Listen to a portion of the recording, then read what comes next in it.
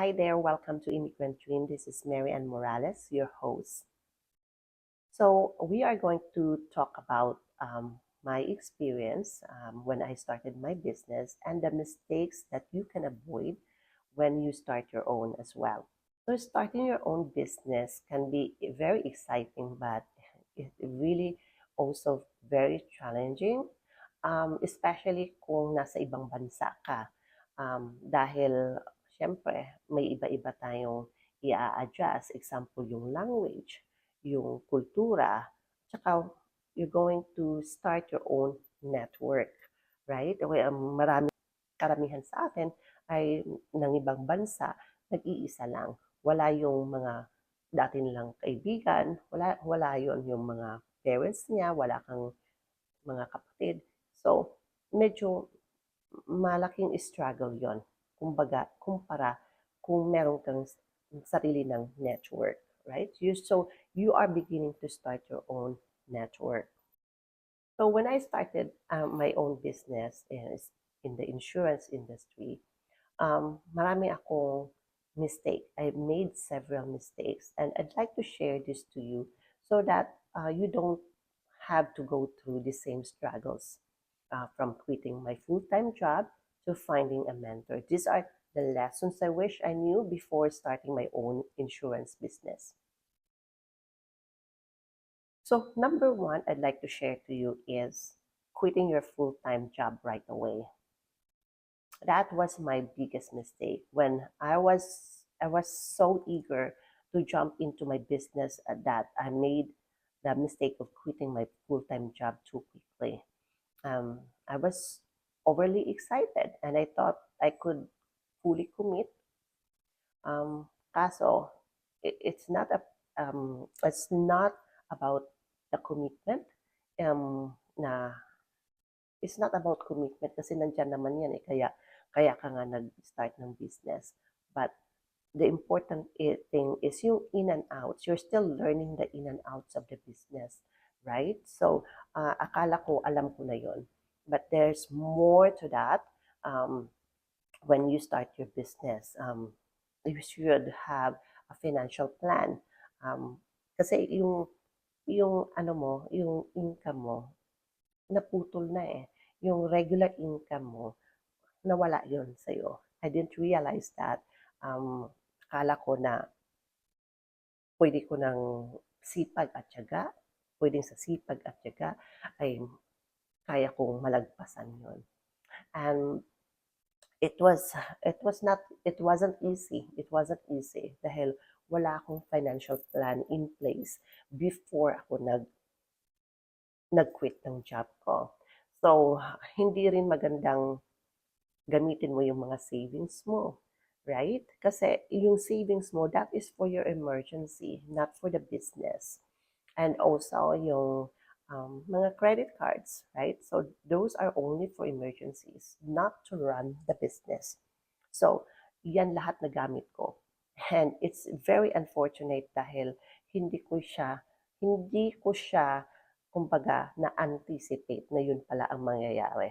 I was just thinking na I can do it kasi paano naman ako nakakilala na, and then I'm very strong, and then natutunan ko namang kumapal ang mukha ko. So I was thinking that I can do it.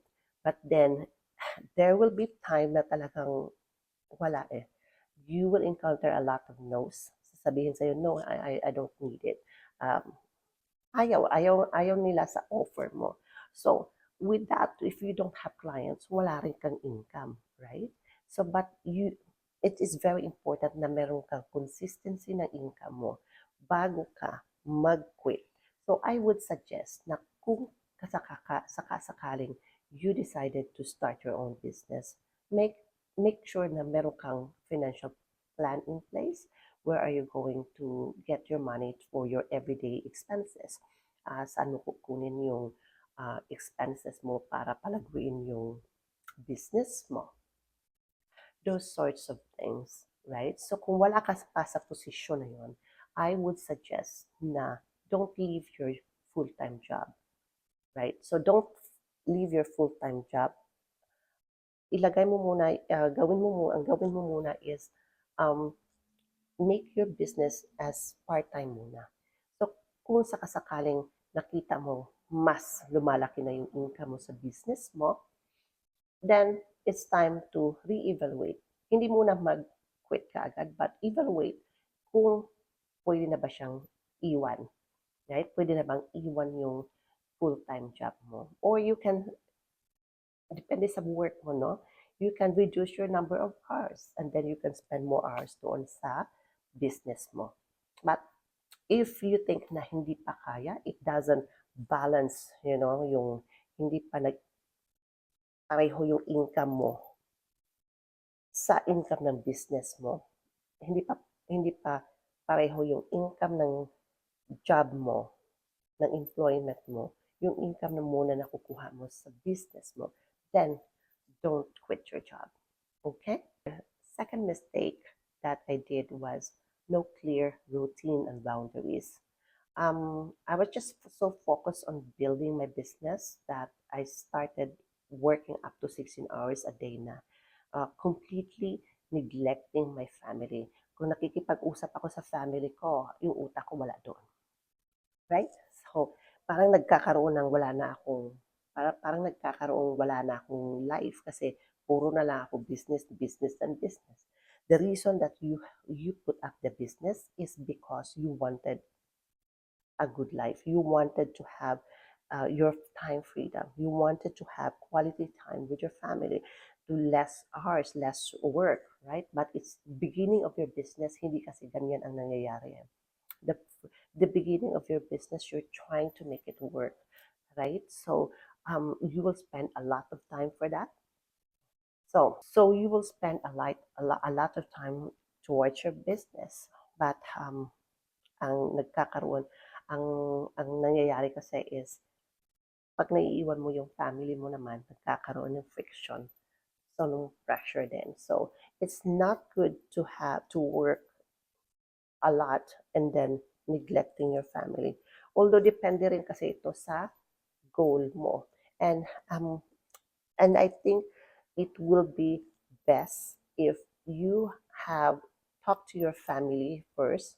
Now, this is the expectation that you will not see me in this first 6 months because I will be grinding, right? So you won't. I am there, but I'm not really there because I am working on this business. Kailangan silang makakaintindi sa goal mo. Kailangan nila maintindihan na this is what you want because you have bigger dreams. You are doing this for them, right? So kailangan nilang maintindihan yun. And then kung talaga hindi pwede, then you have to set boundaries, right? Kasi importante din yung kailangan mo ring magpahinga actually. Kailangan mo ring magpahinga in order for you to recharge. So, ang tip ko sa inyo is you set a clear schedule where you allocate specific hours for work and family. Tapos, mag-stick ka dun sa hours na yun and take some breaks. But, like I said, if you have bigger dreams, then you have to talk to your family that this is your intention. This is your plan and this is your goals. I want you to stay with me. I'm just around, but um, I'm doing this. If you cannot see me, you cannot talk to me, it's because I'm doing this for the future and for you. I'm sure maintindihan naman nila yun eh. Basta clear communication lang. Ang sa akin kasi ang nangyari is, I did not communicate that to my family. So, nagkakaroon ngayon ng friction. Right? So, try to avoid that para hindi naman mag-suffer yung family mo. Meron kang successful business, pero wasak naman yung family mo. So, try to make sure there are boundaries. Hindi naman kasi pwedeng i-balance eh. Wala talagang balance. But then, mag-set ka lang ng boundaries talaga para at least hindi ka naman overwork, hindi ka rin magiging burnout, at ang mangyayari is your family is supporting you as well. Another mistake that I did was trying to do everything alone. Pag nag-iisa ka lang at new business owner ka, You want to do it everything by yourself. Kasi wala ka pang masyadong pera din di ba? So, you try to, yung DIY pa, you want to do it everything on your own na mag-DIY ka. But I just realized na by doing that, hindi ka rin naging productive kasi you left your business. Your business is left aside na wala siyang ini-income. Imagine that you are doing your own website and then you don't know anything how to how to build a website, right? So ang tendency is mag mag-spend ka ng more hours doon sa pagre-research. Tapos magkamali-mali pa, right? It will cut you away from your business. So, ang nangyayari, napapabayaan mo yung business mo dahil napofocus ka doon sa hindi naman talaga kumikita. Hindi naman talaga nagbibigay ng income. So, ang recommendation ko sa inyo is maglaan kayo ng certain amount para doon, para doon sa mga marketing marketing materials nyo. Find somebody, kahit anak mo or husband mo, get them involved in the business, right? If they have this computer skills and designing and all that, make use of them, right? So if wala naman, meron naman tayong um, mga kababayan like from the Philippines as well. They can do websites for you for a small amount. Hindi mo naman kailangang magbayad ng napakalaki. Marami ka pa rin makikita mga Filipino who does well with their job and then who will only charge you for a small amount of money. So you can delegate that. Although, mayroon talaga, wala naman kasi tayong libre na ngayon. You really have to invest on that as well. Kaysa naman, you spend time on that, tapos napabayaan mo yung business mo, and then there's no income, right? So there's no income, so paano na ngayon yung mga daily expenses mo? So, try to outsource tasks like yung website design, yung graphic work or technical support from the professionals. Kasi, like I said, it's an investment in time that pays off, right? Number 4 mistake that I have is not prospecting daily. That was my mistake. Alam mo yung fear na, baka ano na lang sasabihin ni Joanna na nagbibenta ako ng insurance sa kanya. Baka ano na lang sasabihin ni Kumare, nagbibenta ako ng um, health product sa kanya. Baka sasabihin na lang ni Mare na pinagkakwartahan ko siya. Remember that you have the service, you have the product that can help them, di ba? So you're trying to help your friends, your prospects. Hindi dahil na pinagkakwartahan mo sila, but then you have a service that it can help them and their family. So, kaya tayo nag-o-offer ng services nila. Kasi if you don't prospect them, sino bang makakaalam ng produkto mo? Sino bang makakaalam ng services mo? Wala, right? Because you did not let them know na kailangan ito yung business mo na makakatulong to sa kanila, and you're just sharing to them that this is what you do, right? It's up to them kung kukunin nila o hindi, but you have the control na pagsabihan sila na this is what you are doing and you are helping people to be healthy. You're protecting people to become financially well in the future. You are protecting their family. It gives them security. So, depende yun sa products or services na binibigay mo, right? Make prospecting a daily habit, right? Set the time. Mag-set ka ng time each day to reach out at least 5 new prospects. This will keep your pipeline full. Kasi importante yan eh. Pag wala kang prospects at yung pipeline mo is empty, wala kang business. Dahil wala kang clients eh. So, walang business. Right? So, make it a habit. Number 5 is dwelling on the problem. Business kasi marami kang may encounter na challenges ba? There will be time talagang there's so many pressures, right? So, example, there's no clients, and then maraming bayaran, right? Tapos, maraming could be technical problem or financial problem or anything. Um, iba-ibang problem ka ma-encounter sa business. Um, sa business kasi, you are the driver, right? So, ikaw yung manager, ikaw yung driver, ikaw yung captain of the ship. So, nasa kasalalay sa'yo yung mga decision, right? So, it's just normal that you will encounter different challenges. It could be in sales, it could be in finances, it could be technical. But rather than mag-focus ka dun sa problem, focus on what can you do to solve this problem.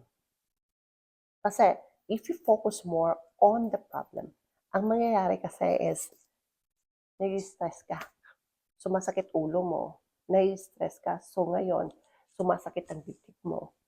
And then, it will reflect on your face and in your energy, lahat na yan, magre-reflect yan. Ang tendency is, umiinit ang ulo mo, konting ano lang ng husband mo or ng wife mo, gagalit ka na.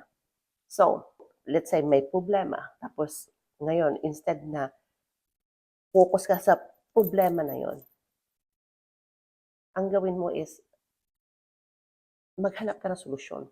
Focus kung ano pwedeng gawin para ma-solve tong problem na to. Alright? So, for example, kulang ng sales, walang sales. Di gumawa ka ng mga promotions. Gumawa ka ng mga referral programs. Right? You connect to different people. You connect to other professionals. You connect to people who have different connections. Right? So, improve your marketing. Yun lang ang gagawin natin. So, huwag mag-focus sa isang problem, but focus on the solutions.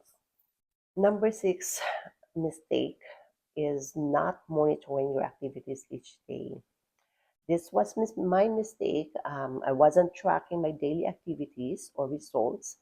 Hindi ko mapipinpoint kung saan ako nagkamali or kailangan ko ng improvement dyan or saan ang nag-work o hindi.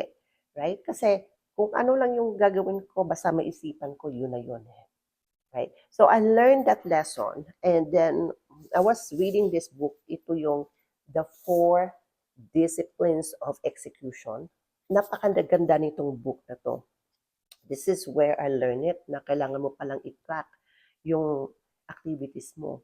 Dahil dun mo malalaman kung nare-reach mo ba yung goals mo, ano ba yung mga activities mo para mag-lead doon sa goals mo.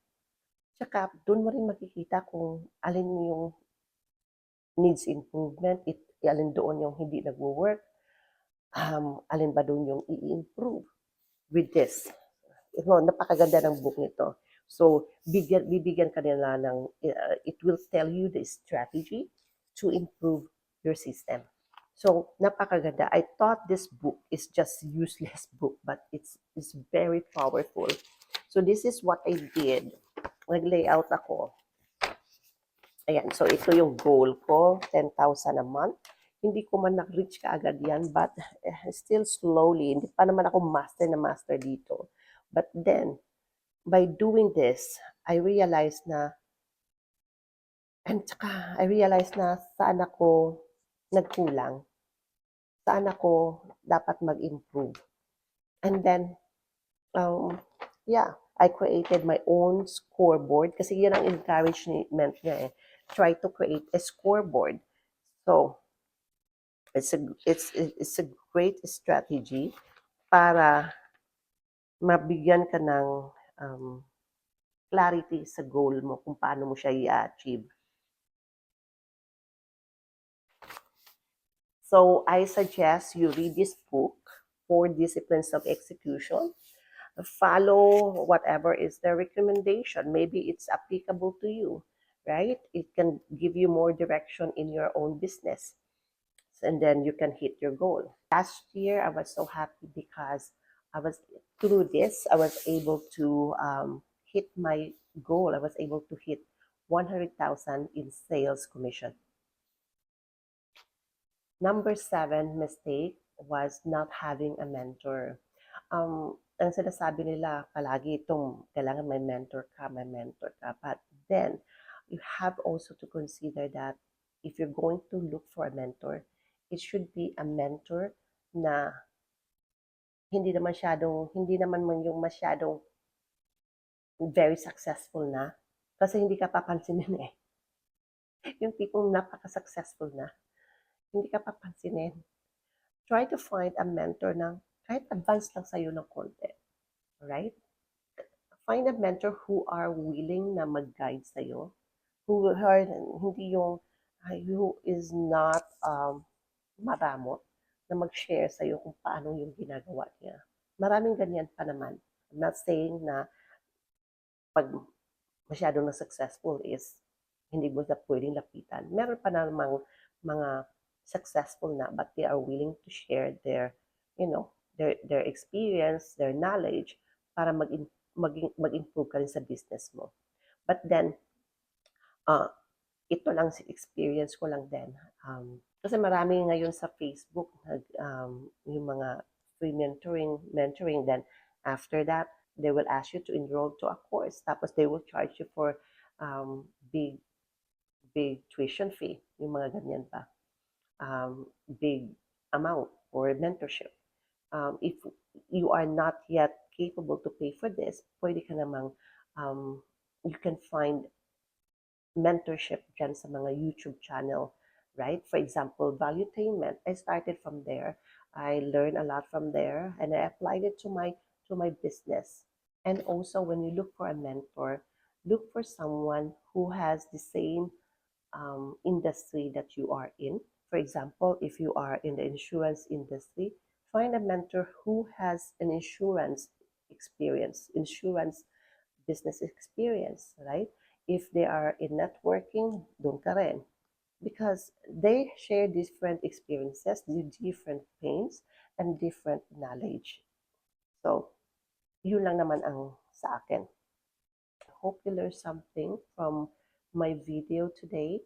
So, I wish you well at sana your immigrant dream will come true. So my final thoughts for you is entrepreneurship isn't a walk in the park. It's a challenging and ever-changing journey. But by avoiding these common mistakes, you can set yourself up for a smoother and more successful path.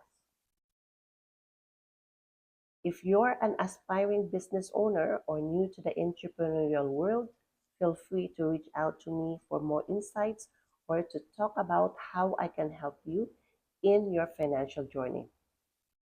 Bye.